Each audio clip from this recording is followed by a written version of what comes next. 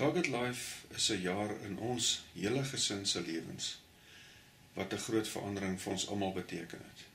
Nie net vir ons kind wat daar was nie, maar ook vir my en my vrou en ons ander kinders het dit werklik waar 'n verdieping in ons geestelike lewe gebring. Dit het my en my vrou nader aan mekaar gebring.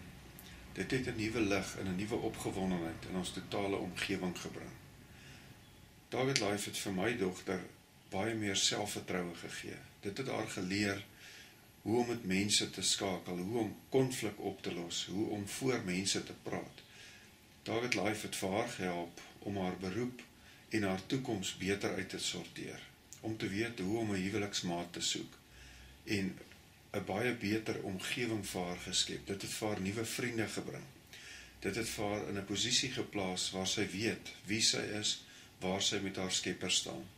Ek kan vir u sê dat Target Life vir ons as gesin 'n totale nuwe ervaring was en vir ons in 'n nuwe dimensie met God gesit het.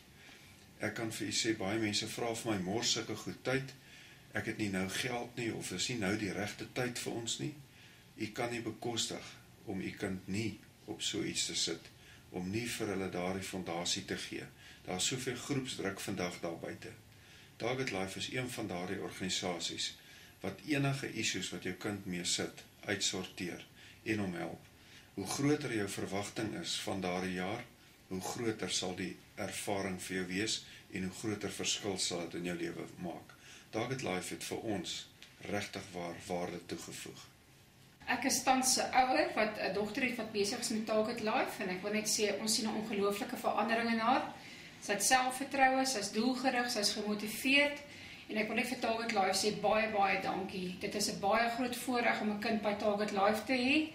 Dit is 'n baie harde lewe daar buite en hierdie Target Life berei regtig ons kinders voor vir 'n harde lewe daar buite. Dankie Target Life.